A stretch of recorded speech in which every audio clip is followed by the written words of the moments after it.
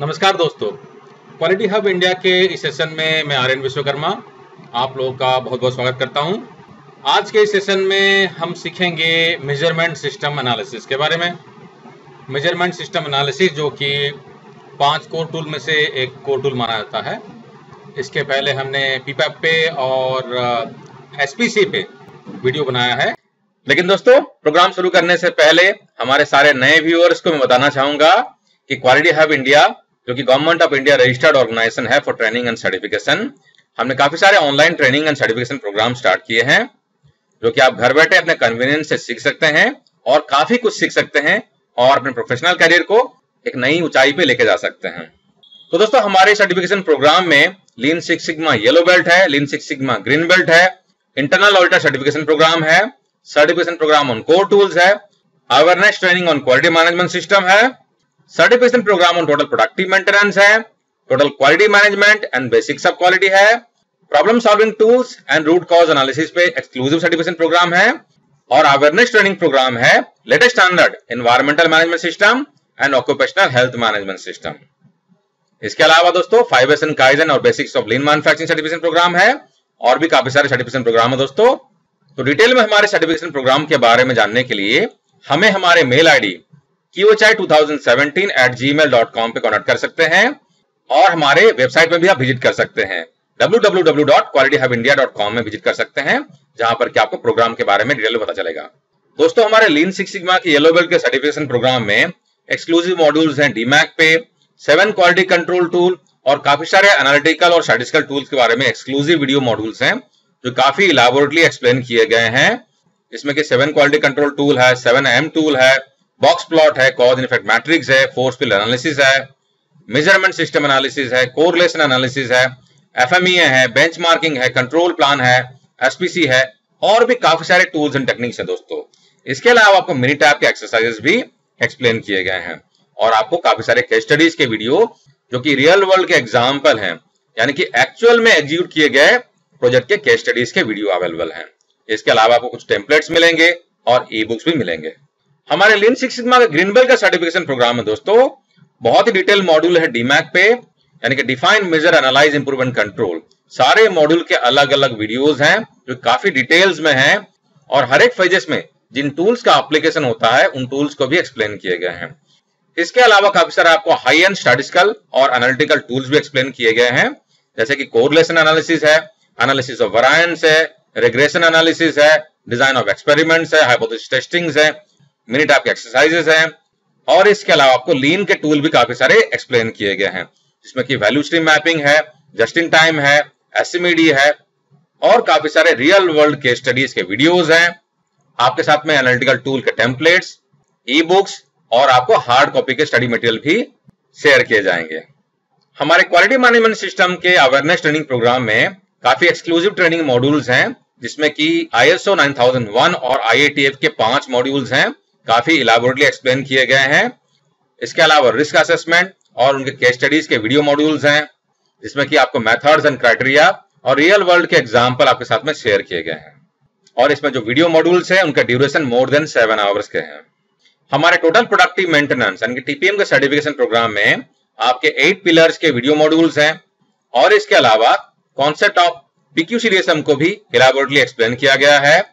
Major losses के exclusive video modules हैं, TPM implementation के स्टेप्स के वीडियो मॉड्यूल्स हैं, फुगाई, क्लिट, डेली वर्क मैनेजमेंट, काइजन, ब्लिस्ट, OE और इसके अलावा काफी सारे और भी वीडियो मॉड्यूल्स हैं दोस्तों। हमारे environmental health and safety management system के सर्टिफिकेशन प्रोग्राम में ISO 14001 2015 के सारे क्लॉजेस को बहुत ही डिटेल में एक्सप्लेन किया गया है, उनके एप्लीकेशन को एक्सप्लेन किया गया है। इसके अलावा जो हिस्ट्री है, बैकग्राउंड्स हैं, टर्मिनोलॉजीज हैं, उनके अलग मॉड्यूल्स हैं। इसके अलावा occupational health and safety management system के जो स्टैंडर्ड है BS ISO 45001 2018, उनके भी एक्सक्लूसिव वीडियो मॉड्यूल्स हैं, काफी इलैबोरेटली उसको एक्सप्लेन किया गया है। इसके अलावा आपको केस स्टडी से कुछ वीडियोस मिलेंगे।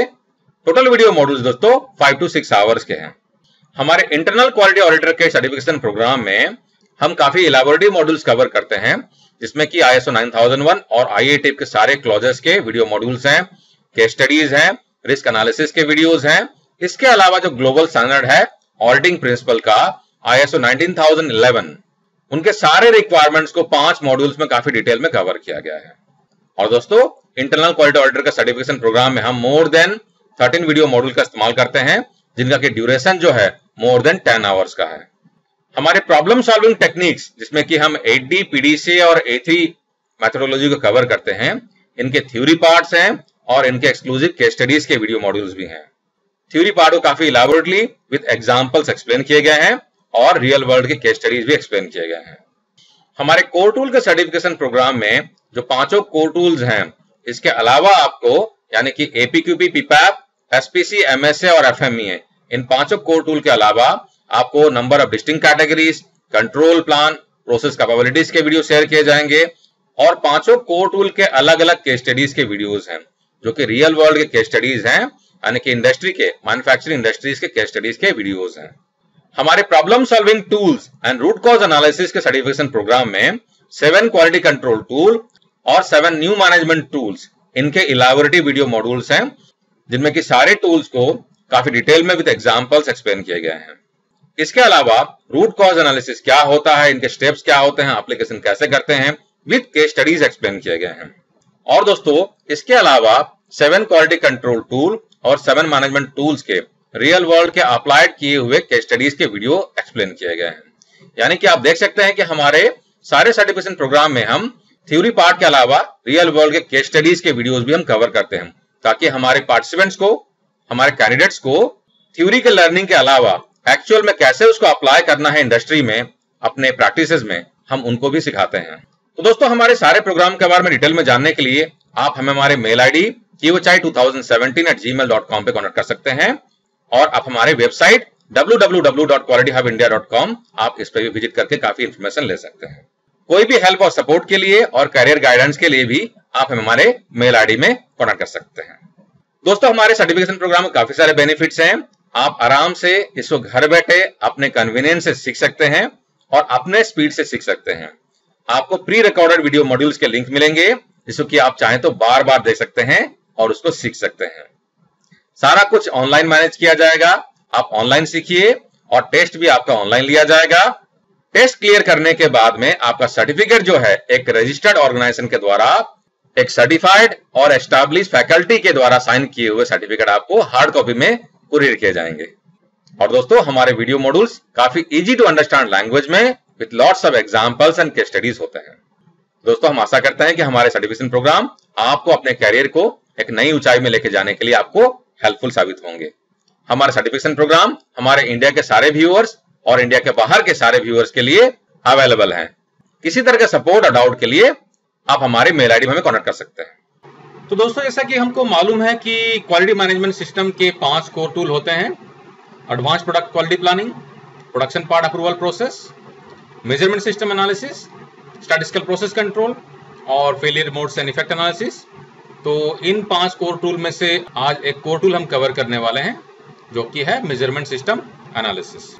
दोस्तों, IATF 16949 2016, जो कि ऑटोमोटिव इंडस्ट्री के लिए क्वालिटी मैनेजमेंट सिस्टम है, इसके क्लॉज 7.1.5.1.1 मेजरमेंट सिस्टम एनालिसिस जो टाइटल है, ये बात करता है कि statistical studies shall be conducted to analyse the variation present in the result of each type of inspection, measurement and test equipment system. तो हमारी जो MSA की रिक्वायरमेंट है, ये क्लॉज रिक्वायरमेंट मांगता है। तो मैंने सोचा था कि आपको रेफरेंस दे दूं, जो हमारे व्यूअर्स ऑटोमोटिव इंडस्ट्री से आते हैं उनके रेफरेंस के लिए। दोस्तों, सोर्सेस ऑफ वेरिएशंस काफी तरह के हो सकते हैं। Sources of variation manufacturing process के वजह से आ सकते हैं, प्रोसेस डिजाइन के वजह से आ सकते हैं और प्रोडक्ट डिजाइन के वजह से भी हो सकते हैं। अगर हम मैन्युफैक्चरिंग प्रोसेस की बात करें तो मैन्युफैक्चरिंग प्रोसेस में because of machine, because of tooling, parameter variation, method में वेरिएशन, प्रोसेसिंग मटेरियल यानी कि मटेरियल में वेरिएशन और इन्वायरमेंट में वेरिएशन, इसके अलावा मेजरमेंट सिस्टम में वेरिएशन, इसके वजह से भी वेरिएशन आ सकते हैं। तो ये जो मैन्युफैक्चरिंग प्रोसेस के जो इतने सारे वेरिएशंस हैं, उसमें से एक वेरिएशन जो है मेजरमेंट सिस्टम। तो इसको आज हम लोग समझने वाले हैं ठीक से। दोस्तों, fundamental properties of a good measurement systems क्या होते हैं? एक तो है कि हमारी जो मेजरमेंट सिस्टम है उसकी सेंसिटिविटी एडिक्वेट होनी चाहिए। इसका मतलब क्या हो गया? इसका मतलब ये है कि हम जो इंस्ट्रूमेंट का सिलेक्शन करने वाले हैं मेजरमेंट सिस्टम के वेरिएशन को कैप्चर करने के लिए, वो सेंसिटिव होना चाहिए। मतलब क्या हो गया? इसका मतलब हो गया कि जो हमारा टॉलरेंस है उसका 1/10 लीस्ट काउंट इंस्ट्रूमेंट का होना चाहिए। इसको 10-to-1 रूल भी कहा जाता है। यानी कि अगर आपके प्रोडक्ट के पैरामीटर का या प्रोसेस में किसी पैरामीटर का टॉलरेंस दिया हुआ है 10 माइक्रोन का, तो आपका जो इंस्ट्रूमेंट है उसका लीस्ट काउंट मिनिमम 1 माइक्रोन होना चाहिए।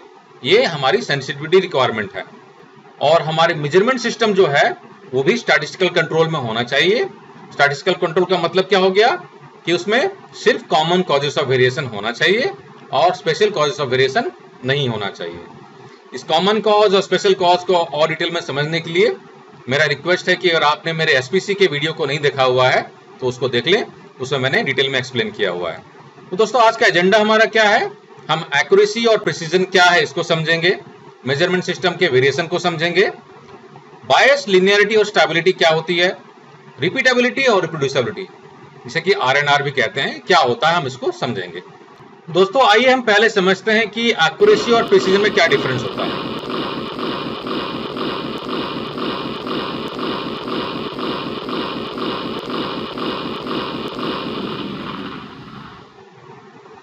यहां पर आप जो एग्जांपल देख रहे हैं कि एक शूटर जो है शूट कर रहा है अपने टारगेट को। अभी शूटर ने जो शूट किया हुआ है इसका जो टारगेट वैल्यू है, जो प्लस का निशान है वो टारगेट वैल्यू है।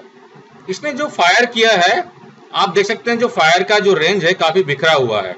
तो यहां पर ये एक्यूरेट भी नहीं है और प्रिसाइज भी नहीं है।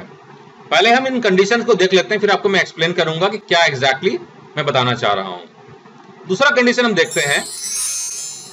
यहां पर आप देख लीजिए इस एग्जांपल में कि जो टारगेट को शूट किया गया है इस टारगेट में एक्यूरेसी है, यानी कि ये सेंटर के आसपास ही है लेकिन प्रिसाइज नहीं है।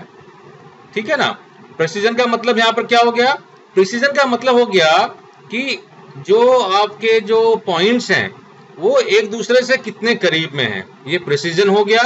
और एक्यूरेसी हो गई वो सेंटर से टारगेट वैल्यू से कितने पास में है। एक और एग्जांपल देखते हैं। अब इस एग्जांपल में देखिए यहां पर प्रिसीजन है, यानी कि जो वैल्यूज हैं, जो पॉइंट्स है, ये काफी एक दूसरे के करीब में है। तो यहां पर प्रिसीजन है लेकिन ये सेंटर से काफी दूर में है, तो इनएक्यूरेट है, यानी कि एक्यूरेसी नहीं है। अब यहां पर देख लीजिए इस एग्जांपल में ये एक्यूरेट भी है और प्रिसाइज भी है। तो एक्यूरेसी का मतलब क्या हो गया कि सेंटर यानी कि टारगेट से कितने करीब में है, और प्रिसीजन क्या हो गया कि ये एक दूसरे से कितने करीब में है। तो दोस्तों गेज आरएनआर यानी कि गेज रिपीटेबिलिटी एंड रिप्रोड्यूसिबिलिटी, ये एक तरीका होता है जिससे कि हम एसेस करते हैं कि हमारे मेजरमेंट सिस्टम में रिप्रोड्यूसिबिलिटी और रिपीटेबिलिटी क्या है। गेज आरएनआर स्टडी जो है ये बेसिकली इसके लिए किया जाता है कि हम जानना चाहते हैं कि हमारे प्रोसेस में जो टोटल वेरिएशन है उस वेरिएशन में मेजरमेंट सिस्टम जो है वो कितना कंट्रीब्यूट कर रहा है। दोस्तों एक्यूरेसी और प्रिसीजन दोनों सेम नहीं होते हैं। हमने पहले जो शूटिंग का एग्जांपल देखा था, यहां पर हम एक और एग्जांपल देखते हैं। अगर आपके मेजरमेंट सिस्टम में एक्यूरेसी एरर होगा तो इसमें लोकेशनल एरर आपका रिजल्ट ऑफ मेजरमेंट में दिखाएगा। इसका मतलब क्या हो गया? इसका मतलब हो गया कि अगर आपका एक्चुअल वेरिएशन ये कर्व होगा, आपका जो ऑब्जर्व वेरिएशन है वो ये डॉटेड कर्व दिखाएगा। यानी कि आप देख सकते हैं यहाँ पे एक्चुअल वेरिएशन का सेंटर और ऑब्जर्व वेरिएशन का सेंटर कितनी दूरी में है। तो एक्चुअल से ऑब्जर्व जो है वो अलग जगह पे रहेगा, यानी कि लोकेशनल एरर दिखाएगा अगर मेजरमेंट सिस्टम में एक्यूरेसी एरर है। तो अगर मेजरमेंट सिस्टम में प्रिसीजन एरर होगा तो ये स्प्रेड एरर दिखाएगा मेजरमेंट सिस्टम में। तो स्प्रेड एरर का मतलब क्या हो गया कि अगर आपका मेजरमेंट सिस्टम एक्चुअली ऐसा बिहेव कर रहा है, ये वाली लाइन, तो आपका जो ऑब्जर्व वेरिएशन है ये डॉटेड लाइन दिखाएगा। यानी कि देख सकते हैं यहाँ पे आप जो एक्चुअल वेरिएशन का जो स्प्रेड है स्प्रेड का मतलब फैलाव, वो जो फैलाव है आपका स्प्रेड जो है वो एक्चुअल से ऑब्जर्व ज्यादा बताएगा अगर आपके मेजरमेंट सिस्टम में स्प्रेड एरर यानी कि प्रिसीजन का एरर होगा। दोस्तों मेजरमेंट सिस्टम में क्या क्या वेरिएशन होते हैं? मेजरमेंट सिस्टम के जो वेरिएशन होते हैं उसमें पहला जो है एक्यूरेसी है, दूसरा है स्टेबिलिटी है, तीसरा है प्रिसीजन। एक्यूरेसी को चेक करने के लिए हम बायस स्टडी करते हैं और लिनियरिटी स्टडी करते हैं। प्रिसीजन को चेक करने के लिए हम रिपीटेबिलिटी और रिप्रोड्यूसिबिलिटी स्टडी करते हैं। इसको हम डिटेल्स में आगे में समझेंगे। दोस्तों आइए पहले हम समझते हैं कि बायस क्या होता है। बायस का बेसिकली डेफिनेशन क्या है? बायस is the difference between the observed average of the measurement and the true value. True value क्या होता है? ट्रू वैल्यू जो होता है बेसिकली एक हायर प्रिसीजन के इंस्ट्रूमेंट से चेक किया जाता है। वो जो ट्रू वैल्यू है, तो ट्रू वैल्यू से आपका जो ऑब्जर्व्ड रीडिंग है, यानी कि आप मल्टीपल रीडिंग लेते हैं इंस्ट्रूमेंट से और उसका एवरेज निकालते हैं, उस एवरेज को आप जब आप ट्रू वैल्यू से माइनस करते हैं, सब्सट्रैक्ट करते हैं, तो जो डिफरेंस निकलता है इसको बायस कहा जाता है। बायस को वैसे एरर भी कहा जाता है। आप जब इंस्ट्रूमेंट का कैलिब्रेशन करवाते हैं तो कैलिब्रेशन के रिपोर्ट में बायस या एरर मेंशन किया हुआ रहता है। दोस्तों आइए अब समझते हैं कि लिनियरिटी क्या होता है। तो लिनियरिटी का डेफिनेशन क्या है? Linearity is the difference in bias value over the expected operating range of the measurement gauge. यानी कि अगर आपने एक वर्नियर कैलिपर लिया है तो वर्नियर कैलिपर का लेट्स से उसका रेंज जो है 0 से लेकर 300 mm तक का है, तो आप उसका ऑपरेटिंग रेंज में यानी 0 से लेकर 300 mm तक के रेंज में अलग अलग पॉइंट्स में आप बायस चेक करेंगे। और अगर इंस्ट्रूमेंट का बायस हर एक पॉइंट में 0 मिलता है, आप क्या कहेंगे कि मेरा इंस्ट्रूमेंट जो है वो लीनियर है। और अगर आपका बायस जो है through out the operating range अगर 0 नहीं आ रहा है तो ये नॉन लीनियर कहलाएगा। नॉन लीनियर दोनों साइड में हो सकता है। यहां पर जो एग्जांपल दिखाया गया है, क्या बताया गया है? Gauge is measuring lower than true value at high and. यहां पर जो ट्रू वैल्यू है उसे लोअर में मेजर कर रहा है, तो यहां पर ये डिफरेंस दिखा रहा है। तो दोस्तों इंस्ट्रूमेंट के कैलिब्रेशन रिपोर्ट्स में लीनियरिटी भी मेंशन किया रहता है।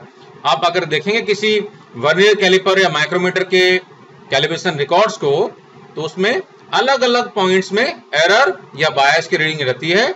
अगर 5 पॉइंट में लिए गए हैं और 5 पॉइंट में अगर बायस 0 आ रहा है तो आपका इंस्ट्रूमेंट लीनियर है। तो आइडियली आपका इंस्ट्रूमेंट लीनियर होना चाहिए, यानी कि बायस जो है हर एक पॉइंट में आइडियली 0 होना चाहिए या एक्सेप्टेबल रेंज में होना चाहिए। दोस्तों आइए अब समझते हैं कि स्टेबिलिटी क्या होता है। स्टेबिलिटी का डेफिनेशन क्या हो गया? Stability is the variation in the average over extended period of time using the same gauge and appraiser to repeatedly measure the same part। यानी कि अगर आप सेम अप्रेजर मतलब सेम इंस्पेक्टर जो है या चेक करने वाला बंदा सेम गेज से अलग अलग समय में अगर इंस्ट्रूमेंट से रीडिंग ले रहा है, उस स्टडी को आप स्टेबिलिटी स्टडी कहेंगे। तो स्टेबिलिटी बेसिकली ये प्रोसेस के वेरिएशन, यहां पर मेजरमेंट प्रोसेस है तो मेजरमेंट प्रोसेस का variation over a period of time समझने की कोशिश करता है। जैसे हम लोग एसपीसी स्टडी करते हैं तो एसपीसी में भी हम लोग स्टेबिलिटी चेक करते हैं कि मेरा जो प्रोसेस है वो कैसे बिहेव कर रहा है over a period of time. तो यहां पर दोस्तों आप एग्जांपल दे सकते हैं, टाइम जोन 1 और टाइम जोन 2 है। तो टाइम जोन 1 और टाइम जोन 2 में तो दोनों में स्टेबिलिटी का डिफरेंस क्या है हम स्टडी करते हैं। नेक्स्ट जो टर्मिनोलॉजी है वो है रिपीटेबिलिटी। तो रिपीटेबिलिटी क्या होता है?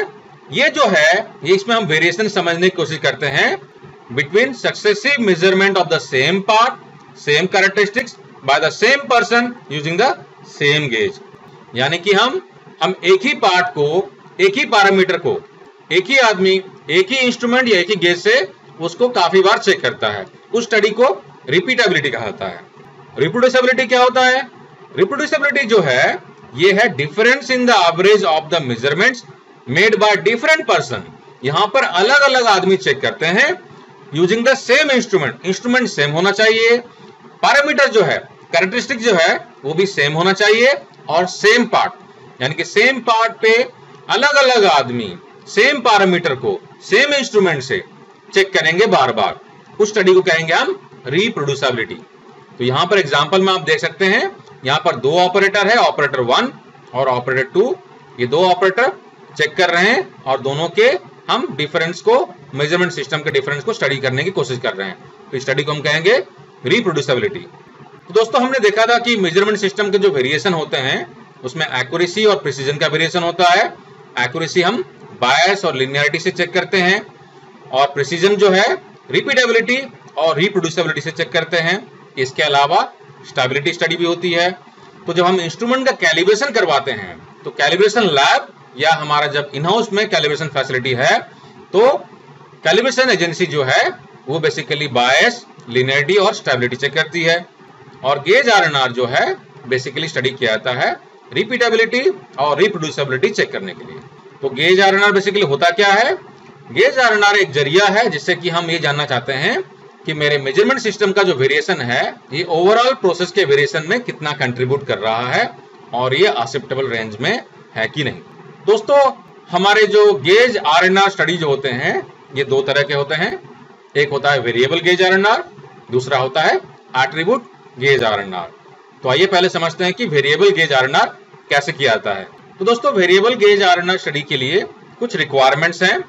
पहला जो रिक्वायरमेंट है कि कम से कम स्टडी के लिए 2 ऑपरेटर होने चाहिए। तो वैसे रिकमेंडेशन रहता है कि 3 या 3 से अगर अधिक है, 4 है तो बहुत अच्छा होता है स्टडी।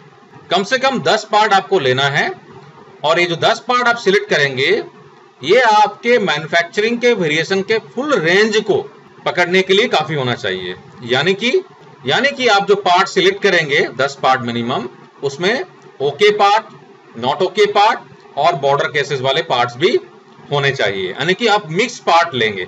हर एक पार्ट को मिनिमम 2 बार या 3 बार रैंडम ऑर्डर में चेक करना है। ऑपरेटर को जब इंस्ट्रूमेंट दिया जाता है और पार्ट दिया जाता है इंस्पेक्शन करने के लिए तो रैंडम ऑर्डर में ऑफर किया जाता है। ऑपरेटर को मालूम नहीं होना चाहिए कि उसको किस नंबर का पार्ट मिल रहा है इंस्पेक्शन करने के लिए।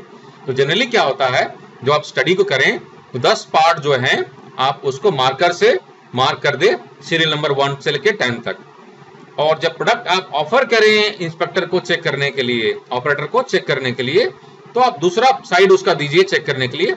ऑपरेटर को मालूम नहीं होना चाहिए आइडियली कि किस नंबर का पार्ट वो चेक कर रहा है। गेज आरएनआर, दोस्तों वेरिएबल गेज आरएनआर के स्टडी के लिए 2 तरीके होते हैं। पहला जो है एनोवा मेथड, एनोवा यानी कि एनालिसिस ऑफ वेरिएंस। दूसरा जो है एक्स बार और आर मेथड है। तो एनोवा मेथड जो है ये ज्यादा प्रिफर्ड अप्रोच है क्योंकि एनोवा मेथड जो है ये इंटरैक्टिव इफेक्ट, ऑपरेटर और पार्ट का जो इंटरैक्टिव इफेक्ट है वो भी कंसिडरेशन में लेता है, जो कि एक्स बार और आर अप्रोच में नहीं रहता है। दोस्तों स्टडी के बाद में आपका स्टडी जो है गेज आरएनआर स्टडी जो है इसमें परसेंटेज आरएनआर आपको मिलेगा, वो एक्सेप्टेबल रेंज में है कि नहीं है, इसके लिए क्या कंडीशंस हैं ये भी समझ लेते हैं। अगर आपका परसेंटेज आरएनआर जो है 0 से लेके 10%, यानी कि 10% से अगर नीचे है तो ये बहुत अच्छा है, वेरी गुड, एक्सेप्टेबल है। अगर ये 10% से लेके 30% के अंदर में आता है तो ये कंडीशनली एक्सेप्टेबल हो सकता है। और अगर ये मोर देन 30% है तो ये एक्सेप्टेबल नहीं होता है। ये इंटरप्रिटेशन जो है आपके current condition of process variation पे डिपेंड करता है। दोस्तों इसके अलावा एक और फिगर होता है एनडीसी, जो कि है नंबर ऑफ डिस्टिंक्ट कैटेगरीज। उसको जनरली एक्सेप्टेबल लिमिट जो माना जाता है कि 4 या 4 से अधिक, कहीं पर 5 भी रेफरेंस में दिया जाता है तो 4 या 5 से अधिक होना चाहिए एनडीसी का वैल्यू। आपके वेरिएबल गेज आरएनआर स्टडी में अगर प्रॉब्लम निकलती है तो उसको इंप्रूव करने के लिए क्या एक्शंस हो सकते हैं। अगर इक्विपमेंट वेरिएशन हाई आ रहा है तो शॉर्ट टर्म के फिक्स के लिए आप मल्टीपल मेजरमेंट लेके उसका एवरेज को इस्तेमाल कर सकते हैं, लेकिन ये काफी रिस्की होता है। दूसरा एक्शन जो है कि आप मिस्टेक प्रूफिंग करें, यानी कि पार्ट को होल्ड करने के लिए आप ऐसा कुछ टूलिंग या गेजिंग बनाइए जिससे कि मेजरमेंट लेने में आसानी हो। थर्ड एक्शन जो है कि गेज को मेंटेनेंस के लिए आप भेजें। अगर आपका अप्रेजर वेरिएशन यानी कि ऑपरेटर का वेरिएशन अगर हाई हो रहा है तो जिस ऑपरेटर में वेरिएशन ज्यादा आ रहा है आप उसको ट्रेनिंग दिलवाइए। मीनवाइल में जो ट्रेंड ऑपरेटर है उससे इंस्पेक्शन कंटिन्यू कीजिए। दूसरा एक्शन क्या हो सकता है कि एक पार्ट को मल्टीपल ऑपरेटर मेजरमेंट लें और उसका एवरेज जो है आपका डिसीजन मेकिंग रीडिंग होगा।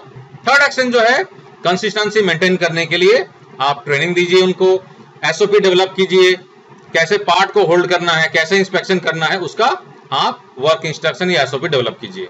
फोर्थ एक्शन आपका हो सकता है कि आप पार्ट को होल्ड करने के लिए कुछ सिस्टम बनाइए। फिफ्थ आपका हो सकता है, चांसेस है कि गेज का जो डायल वगैरह है उसमें कुछ एरर हो, उसको करेक्ट करवाइए। अगर ऑपरेटर और पार्ट के इंटरेक्शन में प्रॉब्लम आ रहा है तो आप कॉजेस ऑफ इंटरेक्शन आइडेंटिफाई कीजिए, ऑपरेटर आइडेंटिफाई कीजिए और उसमें सुटेबल एक्शन लीजिए। दोस्तों आइए हम समझते हैं कि एट्रीब्यूट गेज आरएनआर स्टडी कैसे किया जाता है। तो दोस्तों जैसे कि variable gauge RNR variable parameter पे किया जाता है, उसी तरीके से एट्रीब्यूट गेज आरएनआर जो है वो एट्रीब्यूट डेटा या डिस्क्रीट डेटा पे किया जाता है। एट्रीब्यूट डेटा स्टडी में हमें प्रॉब्लम होगी अगर ऑपरेटर एक दूसरे के साथ में डिसएग्री करें या सेम ऑपरेटर अपने रीडिंग के साथ ही, अपने ऑब्जर्वेशन के साथ ही दोबारा या थर्ड टाइम में डिसएग्री करे, या ऑपरेटर जो आपके एक्सपर्ट हैं उनसे भी डिसएग्री करे। तो ये कुछ कंडीशन बन सकती है। तो दोस्तों आइए हम समझते हैं कि एट्रीब्यूट गेज आरएनआर के क्या रिक्वायरमेंट्स हैं स्टडी कंडक्ट करने के लिए। जैसे कि वेरिएबल आरएनआर में मिनिमम 10 पार्ट्स होता है, यहां पे मिनिमम 30 पार्ट्स का रिक्वायरमेंट्स होता है। वैसे अगर पॉसिबिलिटी है तो आप कम से कम 50 पार्ट्स ले लीजिए, स्टडी अच्छी होगी। और यहां भी रिक्वायरमेंट है कि आप जो पार्ट सिलेक्ट कर रहे हैं डिस्क्रीट डेटा के लिए वो आपके प्रोसेस के फुल स्पेक्ट्रम को कवर करे, यानी कि इसमें गुड पार्ट्स भी होना चाहिए, डिफेक्टिव पार्ट्स भी होना चाहिए और बॉर्डर लाइन पार्ट्स भी होना चाहिए। एट्रीब्यूट गेज आरएनआर के लिए एक एक्सपर्ट की जरूरत पड़ती है। ये एक्सपर्ट आपका कोई सीनियर इंस्पेक्टर भी हो सकता है जो कि पहले सारे आइडेंटिफाइड पार्ट को चेक करके गुड या नॉट गुड या गुड या बैड का डिसीजन देता है। और यहाँ पे भी जो आपके ऑपरेटर होते हैं, जनरली 3 ऑपरेटर कम से कम होने चाहिए, 2 की रिक्वायरमेंट है, 3 हो तो बेहतर है स्टडी के लिए। तो उनको भी रैंडम ऑर्डर में पार्ट्स को ऑफर किया जाता है इंस्पेक्शन करने के लिए। पार्ट्स जब ऑफर किया जाए तो कोशिश करें कि ऑपरेटर को सीरियल नंबर पार्ट्स का पता ना चले, यानी कि पार्ट्स को आपको नंबरिंग करना है और ऑपरेटर को सीरियल नंबर नजर नहीं आना चाहिए। क्योंकि काफी बार क्या होता है जब हम गेज आरएनआर स्टडी करते हैं, चाहे वो वेरिएबल हो चाहे एट्रीब्यूट हो, ऑपरेटर घबराने लगते हैं, उनको लगता है कि हमारा कोई टेस्ट लिया जा रहा है, हमारी गलती पकड़ी जाएगी, तो वो अपनी रीडिंग को याद रखने की कोशिश करते हैं और उसको रिपीट करने की कोशिश करते हैं। तो इसको दूर करने के लिए जब आप ऑपरेटर को स्टडी के लिए बुलाएं तो उनको जब पार्ट ऑफर करें तो रैंडम ऑर्डर में उनको आप ऑफर करें और उसके बाद फाइनली आपको इफेक्टिवनेस स्कोर कैलकुलेट करना है। तो दोस्तों आइए हम समझ लेते हैं कुछ डेफिनेशंस। इफेक्टिवनेस क्या होता है? It is the ratio of number of correct decision and total opportunity for a decision, यानी कि टोटल अपॉर्चुनिटी और करेक्ट डिसीजन के रेशियो को इफेक्टिवनेस हम कहेंगे। मिस रेट यानी कि रिजेक्टेड पार्ट के लिए ओके का डिसीजन दिया गया, इसे हम मिस रेट कहेंगे। फॉल्स अलार्म यानी कि ओके पार्ट के लिए हमने रिजेक्शन का डिसीजन दिया, यानी कि हमने फॉल्स अलार्म दिया। पार्ट ओके है, हमने बोला rejection, false alarm. Miss rate मतलब मैंने मिस कर दिया, यानी कि पार्ट था रिजेक्टेड, मैंने बोल दिया ओके, तो मैंने मिस किया। और दोस्तों कपा वैल्यू भी कैलकुलेट करना जरूरी होता है। उसका जो फॉर्मूला है वो है PO - PE divided by 1 - PE। दोस्तों आइए हम समझते हैं कि एट्रीब्यूट गेज आरएनआर स्टडी का एक्सेप्टेंस क्राइटेरिया क्या होता है। आपका जो इफेक्टिवनेस का स्कोर है it should be more than 90%। Miss rate जो है it should be less than 5%। False alarm जो है it should be less than 10%। और कपा वैल्यू जो है it should be also more than 75%। तो दोस्तों कपा वैल्यू कैलकुलेट करने के लिए जो PO और PE का इस्तेमाल किया जाता है, तो PO का मतलब हो गया प्रोबेबिलिटी ऑब्जर्व और PE हो गया प्रोबेबिलिटी एक्सपेक्टेड। तो दोस्तों मेजरमेंट सिस्टम एनालिसिस इसके स्टडी के लिए, चाहे वो वेरिएबल गेज आरएनआर हो चाहे वो एट्रीब्यूट गेज आरएनआर हो, आपको फॉर्मेट्स मिल जाएंगे एक्सेल शीट। अगर आप नेट पे ढूंढेंगे तो मिल जाएंगे, बहुत सिंपल से फॉर्मेट्स होते हैं। तो कैलकुलेशन के डिटेल में आप मत जाइएगा। मेरा रिकमेंडेशन रहेगा कि आप स्टडी करने के बाद में जो आपकी रीडिंग निकल के आ रही है आप उस फॉर्मेट में एंटर करें। और जितने भी फॉर्मेट्स मैंने देखे हैं उसमें मेजोरली केसेस में कैलकुलेशन ऑटोमेटिकली हो जाते हैं। हमको उसका इंटरप्रिटेशन मालूम होना चाहिए और एक्शन लेके हमको इंप्रूवमेंट करना है। फॉर्मेट में कैसे कैलकुलेशन किया जा रहा है, किस तरह से फॉर्मूला सेटिंग किया गया है, उसमें आप दिमाग मत लगाइए। तो दोस्तों आशा करता हूं कि आपको मेरा ये सेशन मेजरमेंट सिस्टम एनालिसिस का पसंद आया होगा। मेरा रिक्वेस्ट है कि अगर आपने चैनल को अभी तक सब्सक्राइब नहीं किया है तो नीचे दिए गए रेड कलर के सब्सक्राइब बटन को क्लिक कर लें, सब्सक्राइब कर लें। वीडियो अगर पसंद आया है तो लाइक करें, अपने दोस्तों के साथ में शेयर करें और हमारे साथ में बने रहने के लिए बहुत बहुत धन्यवाद। जय हिंद।